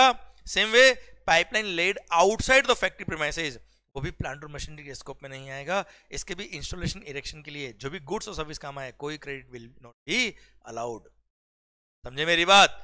डन। ये प्लांट और मशीनरी की डेफिनेशन से एक्सक्लूड किए हुए हैं बच्चों, है ना भाई। और जो मैंने आपको समझाया वो यहाँ पे सुंदरता से मैंने आपको सर एनालिसिस में दिया हुआ है। I hope you got the entire point. और जो मैंने आपको एग्जांपल दिया वो यहाँ एग्जांपल दे रखे मैंने। तो कुल मिला के construction of any immovable property, क्या बोला बच्चे, construction of any immovable property में जो भी गुड्स और सर्विस काम आया, भले वो वर्क्स कॉन्ट्रैक्ट सर्विस हो, कंस्ट्रक्शन सर्विस हो, रिपेयर मेंटेनेंस हो, या भले आपके लिए सर आर्किटेक्ट सर्विसेज हो, इंटीरियर डेकोरेटर हो, कोई भी सर्विस, कोई भी गुड्स काम आया, सीमेंट, स्टील, आयरन, जो भी गुड्स काम आया, कोई क्रेडिट नहीं मिलता है एक्सेप्ट, दो एक्सेप्शन, तीन एक्सेप्शन, एक्सेप्ट प्लांट और मशीनरी के इंस्टॉलेशन, इरेक्शन के लिए आप खर्चा कर रहे हो, क्रेडिट विल बी अलाउड। पर प्लांट और मशीनरी की डेफिनेशन में लैंड, बिल्डिंग, सिविल स्ट्रक्चर नहीं आता है। प्लांट और मशीनरी की डेफिनेशन में सर टेलीकॉम टावर्स नहीं आते। प्लांट और मशीनरी की डेफिनेशन में pipeline laid outside the factory premise नहीं आता। क्लियर? एक और बात सर, सेकंड एक्सेप्शन, ऑफिस की बिल्डिंग का रिपेयर मेंटेनेंस वगैरह कराया आपने और वो खर्चा आपने प्रॉफिट एंड लॉस अकाउंट में डेबिट किया है, कैपिटलाइज नहीं किया बुक्स ऑफ अकाउंट में, तो उसमें जो सीमेंट वगैरह काम आ रही, जो गुड्स काम आ रही, जो सर्विसेज काम आ रही, credit will be allowed. Third exception, अगर आप किसी और को वर्क्स कॉन्ट्रैक्ट सर्विस दे रहे हो, कंस्ट्रक्शन सर्विस दे रहे हो, उसके लिए कंस्ट्रक्शन सर्विस ली, वर्क्स कॉन्ट्रैक्ट सर्विस ली, या कोई गुड्स काम आया है कंस्ट्रक्शन में, credit will be allowed, otherwise credit will not. Clear? Bharat माता की जय। शायद सुंदरता से पॉइंट समझ में आपको आ गया विद एनालिसिस। आइए एक सर्कुलर और आया जिसने क्या बोला, सर आपने कई बार देखा होगा optical fibre cables, optical fibre cable में बताता हूं आपको बेटा। सर कई बार देखा होगा ना, जमीन में अंडरग्राउंड वायरिंग होती है, बड़े बड़े केबल्स होते हैं, सो दैट इंटरनेट डेटा वगैरह आप ट्रांसफर कर पाओ इधर से उधर। ये रहा, ये रहा sir, ducts and manhole of optical fibre cables. ये देखिए अब है ना भाई। सर ये फाइबर की कोटिंग देखी होगी बेटा आपने, क्लियर, जिसके थ्रू वायर्स वगैरह, ये देखिए बेटा अंडरग्राउंड होता है ना बच्चा। अब ये जो वायरिंग दे रखी है यहाँ पे, क्लियर, इस वायर किस में होते हैं, एक डक्ट में होते हैं, मैनहोल में होते हैं, सो दैट वायर कट नहीं जाए। डायरेक्ट वायर को आप, ओपन वायर को अगर आप जमीन में गाड़ दोगे और वायर कट गया तो सर कनेक्टिविटी खत्म हो जाएगी ना सर वहां पे, है ना भाई। इसलिए उसको प्लास्टिक इस तरह के मोटे पाइप में, आप देख रहे हो मोटे पाइप, उसके अंदर वायरिंग होती है बेटा सारी। तो बात आते हैं क्या, ये ऑप्टिकल फाइबर नेटवर्क जो होता है बेटा, ऑप्टिकल फाइबर केबल्स, इसके जो मेन होल और डक्ट होते हैं, क्या इसको इम्यूल प्रॉपर्टी कहेंगे? नहीं, ये प्लांट और मशीनरी के पार्ट है बेटा। ये इसके बिना सर ये ऑप्टिकल केबल की जो सर्विस होती है वो नहीं दे पाएंगे बेटा हम लोग। इसलिए मेन होल और ये डक्ट्स वगैरह जो काम आते हैं, डक्ट, सो दैट इसके अंदर वायर डाल के आप आगे ट्रांसपोर्ट कर पाओ वायर को बेटा, है ना भाई, जिससे आप डेटा ट्रांसफर कर पाएंगे, इलेक्ट्रिसिटी ट्रांसफर कर पाएंगे, इन सब का आपको आईटीसी मिलेगा। ये प्लांट और मशीनरी की डेफिनेशन में आएंगे, ये कोई इम्यूल प्रॉपर्टी नहीं है बेटा, है ना। Ducts and manholes are basic components for optical fiber networks, which are used in providing telecom services. In view of explanation, it appears that ducts and manholes are covered in the definition of plant and machinery, as they are used as part of OFC network for making outward supply of transmission of telecom signals from one point to another, and therefore ITC will be allowed.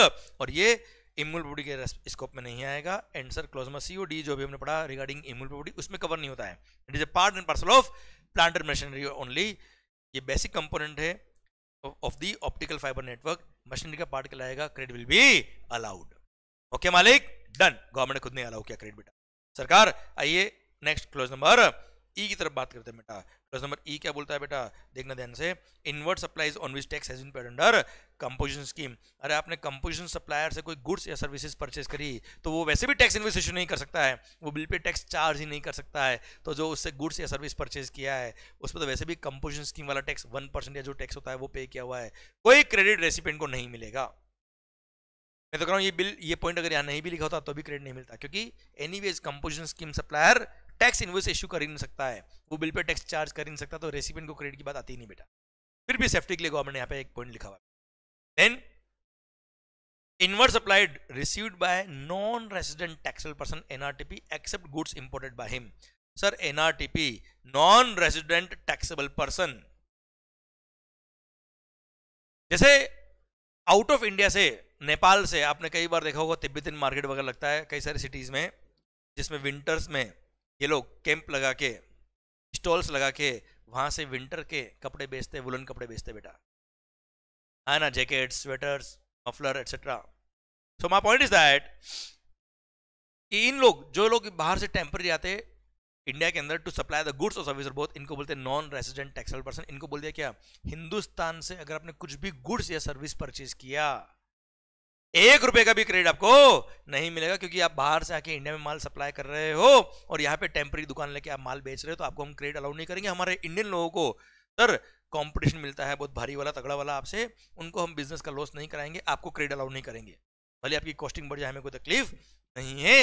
हाँ, जो goods आप out of India से India में लेके आए थे, जो import of goods किया था, उस इंपोर्ट ऑफ गुड्स पे जो आपने IGST पे किया होगा along with the custom duty, वो IGST का हम क्रेडिट आपको अलाउ कर देंगे जो आपने इंपोर्ट ऑफ गुड्स पे पे किया हुआ है। अदरवाइज डोमेस्टिक मार्केट से जो भी गुड्स और सर्विस परचेज किया, कोई क्रेडिट नहीं मिलेगा। जैसे आपने सर कोई ग्राउंड रेंट पे लिया है जहां पे आपने अपनी स्टॉल लगाई है, वो स्टॉल की रेंटिंग का जो चार्ज पे किया, उस पर जो जीएसटी पे किया, कोई क्रेडिट नहीं मिलेगा। कोई मार्केटिंग सर्विसेज ली, अकाउंटिंग सर्विसेज ली, कोई क्रेडिट नहीं मिलेगा। आइए बच्चों, close number F A, sir corporate social responsibility, CSR activities. कई सारे कंपनीज क्या करती है सर, सीएसआर एक्टिविटीज के लिए कोई गुड्स और सर्विसेज परचेज करती है, उनके परचेज पे जीएसटी पे किया, कोई क्रेडिट नहीं मिलेगा। एग्जांपल, रिलायंस इंडस्ट्रीज लिमिटेड ने 10 करोड़ पे खर्च किए बेटा, इसके लिए उन्होंने बोल दिया क्या सर, हम सर जहां पर जैसे फॉर एग्जांपल सर्दी बहुत हो रही है सर, पूरे हिंदुस्तान में जो गरीब लोग हैं उनको हम स्वेटर बांटेंगे, कंबल बांटेंगे, तो उनको सर्दी ना लगे। आए ना मालिक, सर अब स्वेटर जो परचेज किए उन्होंने, कंबल जो परचेज करी, उनके परचेज पे जीएसटी पे किया, क्लियर, बिजनेस के नाम पे परचेज किया, और ये कॉर्पोरेट सोशल रेस्पॉन्सिबिलिटी का सीएसआर एक्टिविटी का खर्चा उनका, क्लियर। पर सर सिंस इनके बिजनेस से डायरेक्टली रिलेटेड नहीं है, इसलिए गवर्नमेंट ने साफ साफ क्लोज नंबर एफ ए में लिखा क्या कि सीएसआर एक्टिविटीज का जो खर्चा है उसके लिए जो आपने गुड्स और सर्विस परचेज किया सर, उनके परचेज पे जो जीएसटी पे किया उसका कोई क्रेडिट नहीं मिलेगा। सर वो खर्चा तो पूरा खर्चा क्लेम करो ना भाई, क्रेडिट क्यों ले रहे हो उसकी। फिर गुड्स और सर्विस और both which are used for personal consumption, कोई क्रेडिट नहीं मिलेगा। जैसे आप ऑफिस जाते हो, 2 सिगरेट पीते हो बेटा, सिगरेट पीते हो तो दिमाग चलता है बेटा आपका, तो सर ऐसा नहीं कि आप बोल दोगे क्या सिगरेट भी मेरा बिजनेस का खर्चा है, क्यों, ऑफिस आके सिगरेट पीऊंगा तो दिमाग चलेगा, दिमाग चलेगा तो सर फैक्ट्री चलेगी, फैक्ट्री चलेगी तो आउटवर्ड सप्लाई होगा, आउटवर्ड सप्लाई होगा तो जीएसटी लगेगा, मतलब मेरे आउटवर्ड सप्लाई पे जीएसटी लगने के लिए सिगरेट पीना बहुत जरूरी है, तो उस पर परचेज पे जीएसटी पे क्या क्रेडिट दो, खाक। No credit will be allowed any goods or service which are used for personal consumption, no ITC will be allowed. फिर goods that are lost, destroyed, stolen, written off or disposed of by way of gift or free samples, no ITC will be allowed. Factory में आग लगे, input जल गया, capital goods जल गए, जल्दी से क्रेडिट भी रिवर्स करो और सर क्रेडिट भी जला डाल। कोई गुड्स आपने फ्री सैंपल की तरफ बांट दिया, जैसे डॉक्टर्स को सर फार्मास्यूटिकल कंपनी क्या करती है, फ्री सैंपल बांटती है बेटा, ये देर का सर्कुलर यहाँ पे है ना सर, फ्री दवाई बांटती है फॉर देयर प्रमोशनल पर्पज, तो उन दवाई के परचेज पे जो जीएसटी पे किया है, दवाई के मैन्युफैक्चर करने में जो भी इनपुट वगैरह काम आए उनके परचेज पे जो जीएसटी पे किया, कोई क्रेडिट नहीं मिलेगा। क्रेडिट लिया भी है तो रिवर्स करो बेटा, है ना मालिक। फिर सर सर्कुलर पढ़ते भी हम 2 मिनट बाद, एक लास्ट मिनट हो रहे, tax paid in persons of section number 74, 129 और 130 बेटा। 74, 129 और 130 सेक्शन में क्या कवर है ये हम पढ़ेंगे फाइनल लेवल पे आने के बाद, पर हाँ इसमें कवर क्या होता है उसका आइडिया देखिए समझा जाता बेटा। ये है क्या, टैक्स चोरी वाले सेक्शंस, कि डिपार्टमेंट आपको पकड़ लिया टैक्स चोरी करते हुए,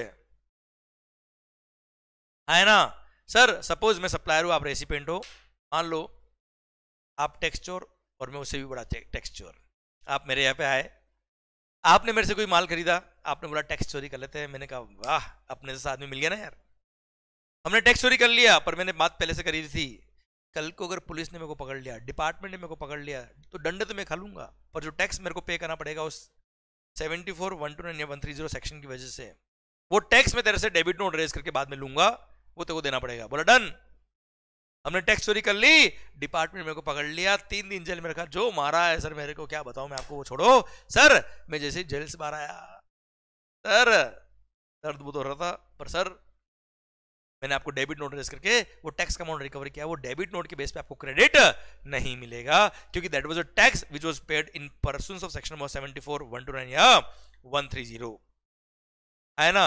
ये रास्ते में हमारी गाड़ी पकड़ ली, तो टैक्स चोरी पाया गया, मैंने डेबिट नोट रेज किया कस्टमर को, उस टैक्स का क्रेडिट अब आपको नहीं मिलेगा, क्योंकि वो डेबिट नोट टैक्स चोरी पकड़ने के बाद आपने पे किया हुआ, इसलिए ओके। चलिए सरकार, ये था आपका क्या सेक्शन नंबर 17 सबसेक्शन 5, ये पूरा ब्लॉक क्रेडिट खत्म होता है। अब आइए एक सर्कुलर का सुंदरता से वो तुम्हें समझा देता हूं बेटा। First, free samples and gift, अगर आपने किसी को फ्री सैंपल दिया है, गिफ्ट दिया है, क्लियर, जो सप्लाई के स्कोप में नहीं आता। अच्छा हाँ, शेड्यूल 1 पैरा 1 याद है बेटा, अगर आपने विदाउट कंसिडरेशन किसी को गुड सप्लाई किया तो वो भी सप्लाई के स्कोप में आता है, अगर वो शेड्यूल 1 में कवर होता है तो विदाउट कंसिडरेशन है, शेड्यूल 1 में कवर है तो भी सप्लाई के स्कोप में आ गया, सप्लाई में आया मतलब जीएसटी लगेगा, जीएसटी लगेगा तो क्रेडिट भी मिल जाएगा। पर शेड्यूल 1 में कवर नहीं होता है, फ्री सैंपल बांटे आपने लोगों को प्रमोशन के लिए, मार्केटिंग के लिए। जैसे फार्मास्यूटिकल कंपनीज क्या करती है सर, डॉक्टर्स को फ्री सैंपल्स प्रोवाइड करते हैं, गिफ्ट प्रोवाइड करते हैं, सो दैट उनका प्रोडक्ट प्रमोट हो पाए, मार्केटिंग हो पाए, तो सर ऐसे केस में जो उन्होंने फ्री सैंपल डिस्ट्रीब्यूट किए हैं विदाउट एनी कंसिडरेशन, उनके परचेज पे जो जीएसटी पे किया या उनमें जो इनपुट काम आया उसका कोई क्रेडिट नहीं मिलेगा। ठीक है मालिक। सर बी पॉइंट आता है क्या, bye one get one free offer. पहली बात तो इसमें कुछ फ्री है ही नहीं, बाय वन करोगे तो दूसरा फ्री मिलेगा। इट मींस दो प्रोडक्ट आप बेच रहे हो एट अ सिंगल प्राइस, है ना। क्या आप दुकान वाले को बोल सकते हो क्या, अंकल वो बाय वन वाला नहीं चाहिए, गेट वन फ्री वाला दे दो ना मेरे को आप, खाक। इसलिए buy one get one free, buy two get three free, ये सब प्रमोशनल स्कीम से, इसमें कुछ फ्री नहीं है। टूथपेस्ट टूथब्रश फ्री, कुछ फ्री नहीं है। क्लियर। इसलिए ये फ्री सैंपल के स्कोप में नहीं आएंगे। ये नॉर्मल सप्लाई है, इनके सेल पे जीएसटी लग रहा है बेटा, जो सिंगल प्राइस आपने चार्ज किया उस पर जीएसटी लग रहा है, तो आपको क्रेडिट भी मिलेगा। एक शर्ट के साथ दूसरा शर्ट फ्री, दोनों शर्ट एक तरह से मानेंगे दो शर्ट आपने बेचे एट अ सिंगल प्राइस, दोनों शर्ट जब परचेज किए होंगे उस पर जो जीएसटी पे किया उन सबका आपको आईटीसी मिलेगा, कोई आईटीसी रिवर्स करने की जरूरत नहीं है। Clear, done. आइए सरकार, ये था आपका सेक्शन नंबर 17, सबसेक्शन 5 पूरा ब्लॉक रेट खत्म होता है अब, along with all the relevant circulars. फिर एक सेक्शन नंबर 17 अपॉर्चमेंट ऑफ आईटीसी का एक छोटा सा पोर्शन आपके सिलेबस में दे रखा है पूरा। Sir apportionment of ITC rule number 42 43 आपके सिलेबस में नहीं आता, हम फाइनल लेवल पे आएंगे तो बात करेंगे, पर मैं तुम्हें इसका आइडिया जरूर देता बेटा। क्या होता है ये कि अगर आपने कोई इनपुट परचेज किया 1 CR में, जिसपे आपने 20 लाख रुपये जीएसटी पे किया, वो 20 लाख का आपको आईटीसी मिलेगा नहीं मिलेगा, इसका क्वेश्चन है। अब ये इनपुट अगर एक्सक्लूसिवली एग्जाम सप्लाई में काम आए, क्रेडिट नहीं मिलेगा। ये इनपुट एक्सक्लूसिवली टैक्सेबल सप्लाई में काम आए, क्रेडिट विल बी अलाउड। और सर ये इनपुट चलो नॉन बिजनेस पर्पज में काम आए, credit will not be allowed. ये इनपुट अगर बिजनेस पर्पज में काम आए, क्रेडिट विल बी अलाउड। अब सर आपके बिजनेस पर्पज में काम तो आए, पर आप टैक्सेबल सप्लाई भी करते हो और एग्जाम सप्लाई भी करते हो, तो जितना टैक्सेबल पोर्शन में काम आया उतना क्रेडिट मिल जाएगा। जितना इनपुट या इनपुट सर्विस या कैपिटल गुड्स, इनपुट हो, इनपुट सर्विस हो या कैपिटल गुड्स हो, जितना एग्जाम में काम आया उतना क्रेडिट नहीं मिलेगा। अब सर आपके एग्जाम और टैक्सेबल दोनों में काम आ रहा है, तो सर जितना प्रोपोर्शनेट टैक्सेबल में काम आया उतना क्रेडिट मिल जाएगा, जितना एग्जाम में काम आया उतना प्रोपोर्शनेट क्रेडिट नहीं मिलेगा। सपोज सर 30% इनपुट या इनपुट सर्विस काम आया किसमें, एग्जाम सप्लाईज में, तो 20 लाख रुपए जो परचेज में जीएसटी पे किया उसमें से 30% मतलब 6 लाख रुपए क्रेडिट नहीं मिलेगा सर, बाकी 14 लाख आपको क्रेडिट मिल जाएगा। क्लियर। अब ये 30% कैसे कैलकुलेट करते हैं, कैसे इसको डिटरमाइन करते हैं कि टैक्स में कितना काम आया, एग्जाम कितना काम आया, उसकी कैलकुलेशन रूल नंबर 42 और रूल नंबर 43 में दे रखी, जो आपके सिलेबस में अभी नहीं आता। ओके, अभी नॉलेज के लिए इतना ही पढ़ो, जितना टैक्स में काम आया उतना क्रेडिट मिलेगा, जितना एग्जाम में काम आया उसका क्रेडिट नहीं मिलेगा। कॉमन काम आया तो प्रोपोर्शन निकालेंगे, जितना प्रोपोर्शन टैक्स में काम आया उतना क्रेडिट मिलेगा, बाकी क्रेडिट नहीं मिलता है। एक और बात, zero rated supplies. Zero rated supplies क्या होती है बेटा, या तो आपने एक्सपोर्ट किया गुड्स या सर्विस, या आपने SEZ की यूनिट या डेवलपर को कोई गुड्स या सर्विस सप्लाई किया है, तो हमेशा आपको आईटीसी मिलेगा। जीरो रेटेड सप्लाईज को हमेशा टैक्सेबल सप्लाई मानते हैं। क्लियर। भले आपने एग्जाम गुड्स दिया हो इसको SEZ को, या एग्जाम गुड्स एक्सपोर्ट किया, तो भी उसमें काम आने वाले इनपुट सर्विस कैपिटल गुड्स का आईटीसी मिलता है। यहां भी लिख दो always ITC is allowed. Zero rated supply मतलब एक्सपोर्ट किया आपने कोई भी गुड्स या सर्विस, या SEZ को कोई सप्लाई किया आपने, तो सर ऐसे केस में उन गुड्स के लिए जो भी इनपुट सर्विस कैपिटल गुड्स का है हमेशा क्रेडिट मिलेगा, उसको हमेशा टैक्सेबल सप्लाई ही मानते हैं, उसको एग्जाम सप्लाई मानते नहीं, भले वो गुड्स एग्जाम्प्ट है फिर भी क्रेडिट मिलेगा बेटा। Clear, done. सरकार ये मैंने यहां लिखा बेटा आपके लिए। ओके मालिक। सर ये होता है क्या, सर अपॉर्चमेंट का जो छोटा सा पॉइंट दे रखा है वो मैंने आपको समझा दिया बच्चों। ओके क्लियर, टकाटक माहौल। ओके, अब आइए एक मस्त पॉइंट पढ़ते बेटा हम लोग। सर सेक्शन में 18 में दे रखा है, पर हाँ मैं यहां लिखता हूं बेटा आपके। आओ बच्चों, पहले मैं पढ़ा रहा हूं आपको सेक्शन में 18 सबसेक्शन 6 जो यहां दे रखा है। देखो यहां शुरू हो रहा है ये पॉइंट, पर मैं ये नहीं पढ़ा रहा आपको, पहले मैं पढ़ा रहा हूं आपको क्या, सेक्शन में 18(6) ये रहा। ओके, पहले हम ये पढ़ रहे बेटा, ऊपर वाला पॉइंट बाद में पढ़ेंगे बेटा। ओके, वो टाइम को देखते हुए मैं बता रहा हूं। आइए section number 18 subsection 6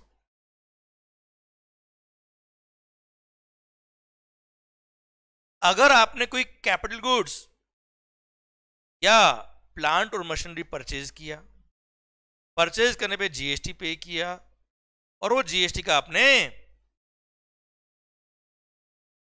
ITC avail किया। आई रिपीट, आपने कोई कैपिटल गुड्स या प्लांट और मशीनरी परचेज किया, परचेज पे जीएसटी पे किया, जीएसटी पे करके उसका आपने आईटीसी अवेल किया। क्लियर? अब आईटीसी लेने के बाद आपने मशीन को यूज किया।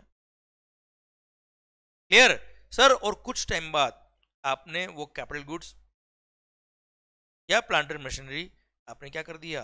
बेच दिया, सेल कर दिया। तो ऐसे केस में सर पॉइंट आता है क्या, जो कैपिटल गुड्स परचेज किया उसके परचेज पे जीएसटी का आपने क्रेडिट लिया, सर फिर कुछ टाइम बाद आपने मशीन को थोड़ा यूज किया और बेच दिया, तो क्या पूरा क्रेडिट मिलना चाहिए? Answer is no. क्या बिल्कुल भी नहीं मिलना चाहिए? Again answer is no. थोड़ा क्रेडिट मिलना चाहिए, थोड़ा नहीं मिलना चाहिए। वो थोड़ा कितना होगा?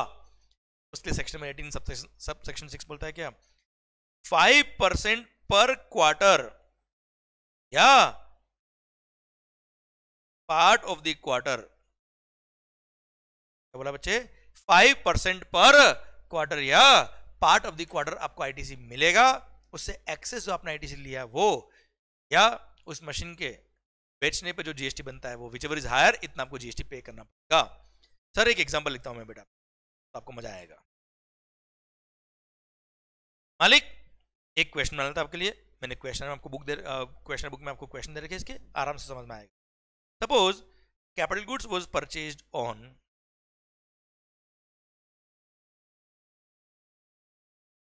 14 Feb 2024, वैलेंटाइन डे के दिन आपने कोई मशीन परचेज करी। सर कैपिटल गुड्स यूज किया आपने, क्लियर? अच्छा, कैपिटल गुड्स पर जीएसटी पे किया, जीएसटी का आपने आईटीसी बिल किया, वो आईटीसी था कितना बेटा? 4 लाख रुपये सपोज। क्लियर? चलो 1 लाख लिखो ना, कैलकुलेशन थोड़ी इजी है। 1 लाख आपने आईटीसी अवेल किया बेटा। क्लियर? सर फिर आपने कैपिटल गुड्स बेच दिया, कब? 15 अप्रैल 2026 को बेटा।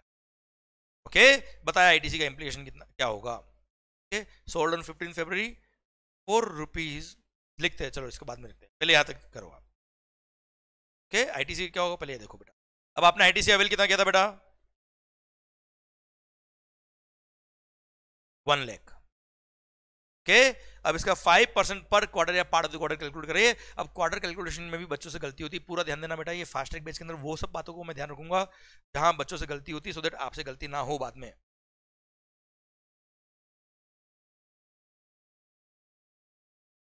ओके, देखना ध्यान से।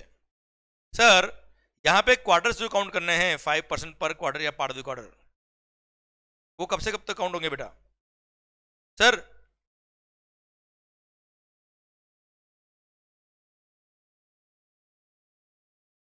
14 Feb 2024 से लेकर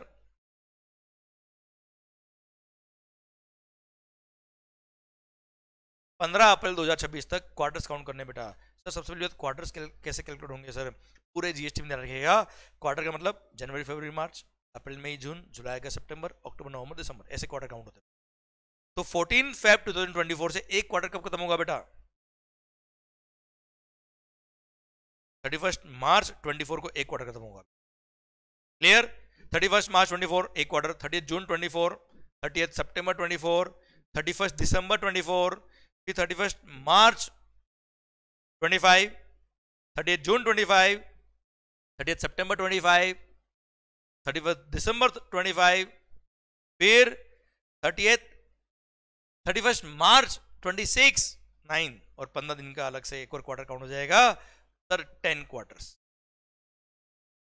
यहाँ बहुत सारे बच्चे क्वार्टर्स कैलकुलेट करने में गलती करते, पर हाँ बहुत अच्छा देवेंद्र, चिराग, बहुत अच्छा बेटा, वेरी गुड। 10 क्वार्टर्स हो रहे बेटा, वेरी गुड कैलकुलेशन। ओके, तो 10 क्वार्टर्स हो गए बेटा। अब यहाँ पर सर आईटीसी कितना मिलेगा वो देखिए बेटा। तो आपको क्या करना है, 1 लाख आईटीसी जो आपने लिया था मल्टीप्लाई बाय 5% पर क्वार्टर इंटू 10, तो 50% हो गया कितना बेटा? 50,000 रुपी। तो 50,000 आपको आईटीसी मिलना चाहिए। सर आउट ऑफ 1 लाख 50,000 मिलना चाहिए, तो बचा कितना बेटा? 50,000। ये जो एक्सेस आईटीसी आया है वो, या फिर अब आपने मशीन सपोज बेची थी कितने में बेटा? Capital goods was sold on 15th April for rupees 6 lakhs. 6 lakh में मशीन बेची and rate of tax on machine was suppose 10%. Okay sir, तो 6 लाख में आपने अगर मशीन को बेचा है तो 6 लाख का 10% जीएसटी कितना बनता है बेटा? जीएसटी की रेट है 10%, सपोज होता है 60,000 rupees. Now whichever is higher, I repeat sir, इन दोनों में से whichever is higher.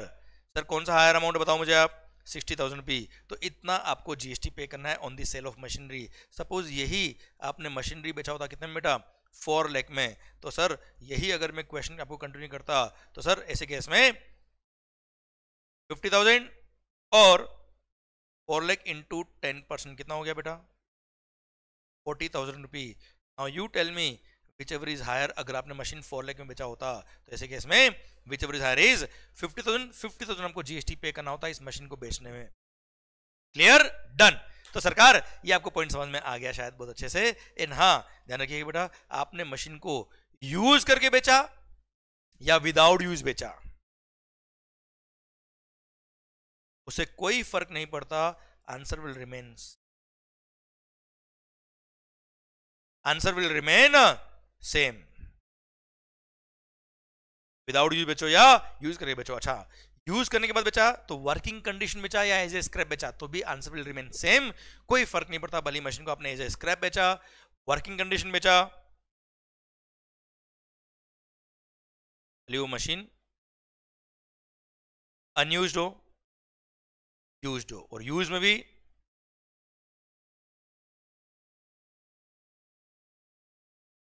Working condition बेचा हो या एज ए स्क्रैप बेचा हो, कोई फर्क नहीं पड़ता है. Answer will remain same. But if आपने जो गुड्स बेचा है वो क्या थे बेटा? Sir refractory bricks, refractory bricks, moulds,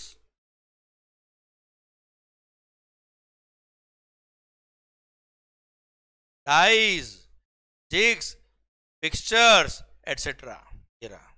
अगर आपने refractory bricks, moulds, dies, jigs, fixtures अगर आपने एज ए स्क्रैप बेचा था तो since moulds, dies, jigs, fixtures की यूजफुल लाइफ बहुत कम होती बेटा. क्लियर? इसलिए गवर्नमेंट ने वहां बोल दिया कि अगर इनको एज ए स्क्रैप बेचा है तो उनके जो ट्रांजेक्शन वैल्यू पे जीएसटी बनता है केवल उतना ही टैक्स पे करने का, उसको 5% पर क्वार्टर से कैलकुलेट नहीं करने का. कारण क्या है सर? 5% पर क्वार्टर का मतलब क्या होता है बेटा? एक साल में 4 क्वार्टर, 4 इंटू 5% 20%, मतलब एक मशीन की लाइफ कितनी होगी बेटा? 5 ईयर्स, क्योंकि 5 इंटू 20% कितना हो जाएगा? 100. आई रिपीट, एक साल में 4 क्वार्टर, 5% पर क्वार्टर है मतलब 20% पर ईयर हो गया बेटा. 20% पर ईयर मतलब 5 साल में 100% हो जाएगा. तो ऑन एन एवरेज गवर्नमेंट ने एक कैपिटल गुड्स की लाइफ बनी 5 साल.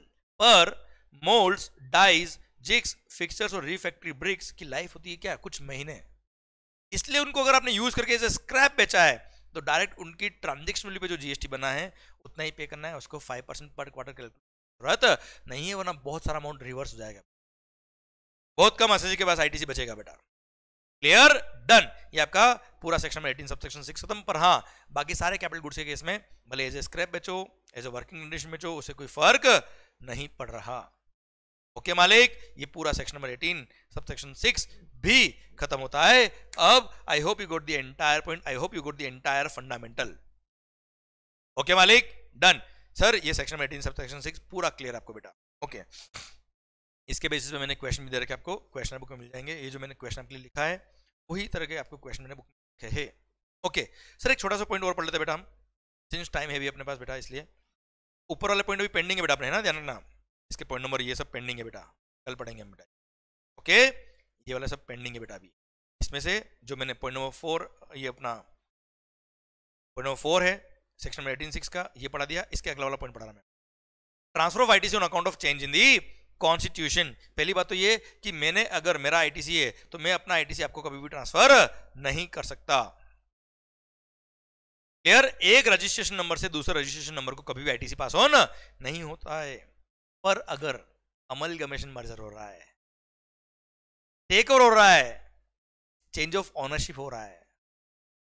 पहले प्राइवेट लिमिटेड कंपनी थी, अब पब्लिक लिमिटेड कंपनी बन रही है। सर पहले पार्टनरशिप फर्म थी, अब इंडिविजुअल हो रहा है बेटा, प्रोप्राइटरशिप कंसर्न चेंज हो रहा है। पहले पार्टनरशिप फर्म थी, अब प्राइवेट लिमिटेड कंपनी बन, चेंज ऑफ द कॉन्स्टिट्यूशन हो रहा है, और ऐसा चेंज हो रहा है जिसकी वजह से पैन नंबर चेंज होगा, ओनरशिप चेंज होगा बेटा। देखो एक पार्टनर हटा, दूसरा पार्टनर नया है, तो उसकी वजह से पार्टनरशिप फर्म का पैन नंबर चेंज नहीं होता है बेटा। जहां पे ओनरशिप चेंज हो रही है, जहां पे amalgamation merger change in the constitution of the business हो रहा है, वहां पे पैन नंबर चेंज हो रहा है, मतलब रजिस्ट्रेशन नंबर भी नया लेना पड़ेगा। तो जो बिजनेस ट्रांसफर कर रहा है वो अपना रजिस्ट्रेशन सरेंडर करेगा, और जो ट्रांसफरी है, जो ट्रांसफरर है जिसने बिजनेस परचेज किया है, वो क्या करेगा, नए रजिस्ट्रेशन के लिए अप्लाई करेगा, या वो ऑलरेडी अगर रजिस्टर्ड है तो इसको अमलगमेंट करेगा।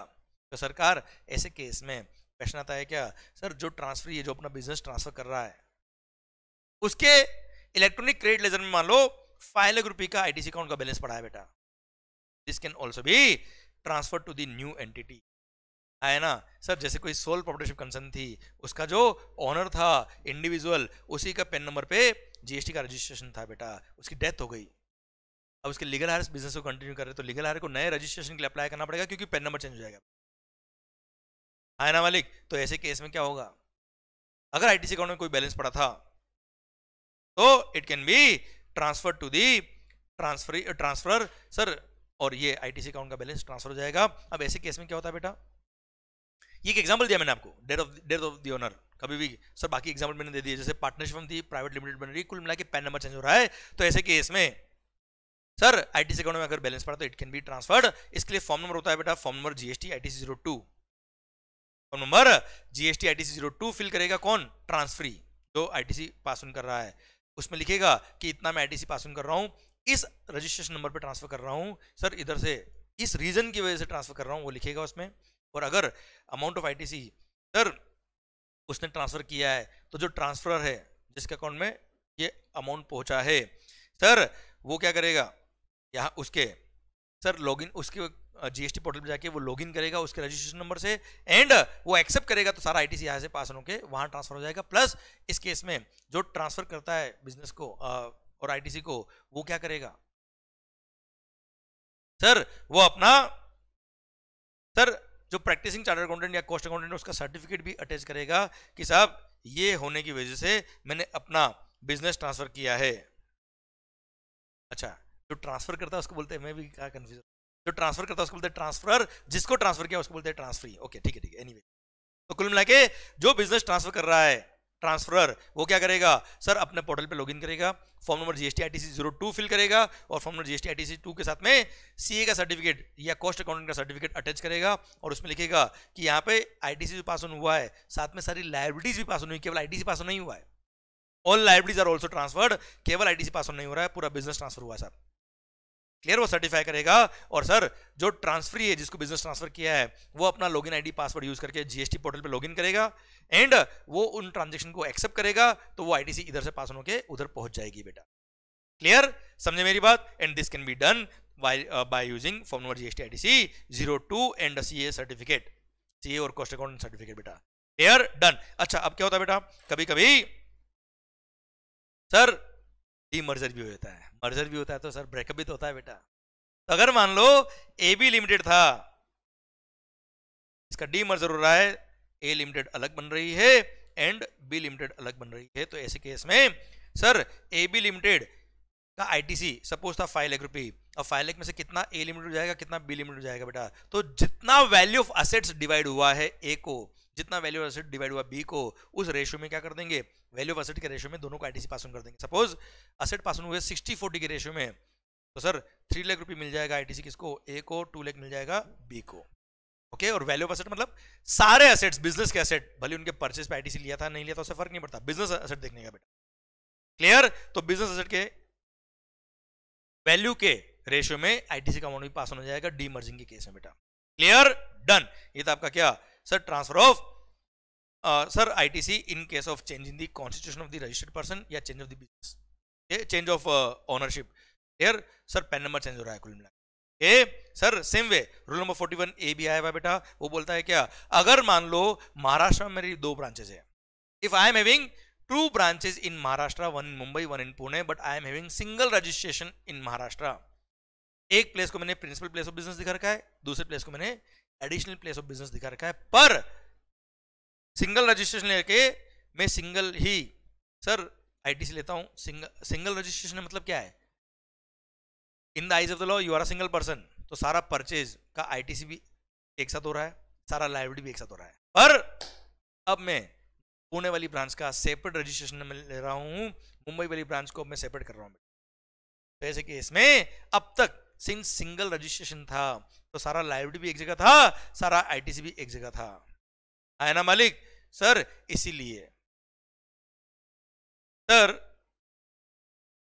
सारा रजिस्ट्रेशन एक नंबर पे था, सारा आईटीसी भी एक ही नंबर पे आ रहा था। अब मैं अपनी दूसरी यूनिट का रजिस्ट्रेशन दूसरा ले रहा हूं बेटा। पहले मुंबई पुणे दोनों का रजिस्ट्रेशन नंबर एक ही था। फिर Mumbai branch was the principal place of business, Mumbai branch was the principal place of business, जो मेरा हेड ऑफिस था, और पुणे ब्रांच मेरा एडिशनल प्लेस ऑफ बिजनेस था। अब मैं पुणे ब्रांच के लिए भी रजिस्ट्रेशन नंबर अलग ले रहा हूं। तो अब तक जितना भी परचेज किया हुआ है उनका जो परचेज पे आईटीसी था वो तो सब मैंने मुंबई ब्रांच पे ले रखा है बेटा, क्योंकि पुणे और मुंबई ब्रांच का रजिस्ट्रेशन नंबर एक ही था बेटा, सारी लायबिलिटी एक जगह थी, सारी आईटीसी भी एक जगह थी बेटा। अब अगर पुणे ब्रांच का रजिस्ट्रेशन नंबर मैं अलग ले रहा हूं तो सर अब तक का जो परचेज किया हुआ आईटीसी वो तो सब मुंबई पड़ा ना बेटा। इसीलिए सेम रूल यहाँ पे भी अप्लाई होता है, सेम फंड यहाँ पे भी अप्लाई होता है। जैसे डीमर्जर में पढ़ा ना हमने बेटा कि जितना value of assets Mumbai branch का है, जितना value of assets Pune branch का है, उस रेशियो में सारे वैल्यू ऑफ एसेट्स सारे लेने बेटा, भले उनके परचेज पे आईटीसी लिया था या नहीं लिया था। सर वो वैल्यू ऑफ एसेट्स के रेशियो में मैं क्या करूंगा, टोटल आईटीसी को डिवाइड कर दूंगा सर, और जितना आईटीसी पुणे ब्रांच का बनता है उतना आईटीसी में पास ऑन कर दूंगा पुणे ब्रांच को by using form note GST ITC 02A। Clear? और सर क्या होगा, मुंबई ब्रांच अपना जीएसटी पोर्टल लॉगिन करेगी, लॉगिन करके form note GST ITC 02A फिल करेंगे, उसमें लिखेंगे कि मैंने पुणे ब्रांच का अब रजिस्ट्रेशन अलग करा दिया है, इसका इतना आईटीसी बनता है, मैं इसको इतना ट्रांसफर कर रहा हूं। पुणे ब्रांच का नया रजिस्ट्रेशन नंबर आ गया है, अब नए रजिस्ट्रेशन नंबर से वो लॉगिन करेगा पुणे ब्रांच और आईटीसी को एक्सेप्ट करेगा और सारा आईटीसी इधर से उधर ट्रांसफर हो जाएगा।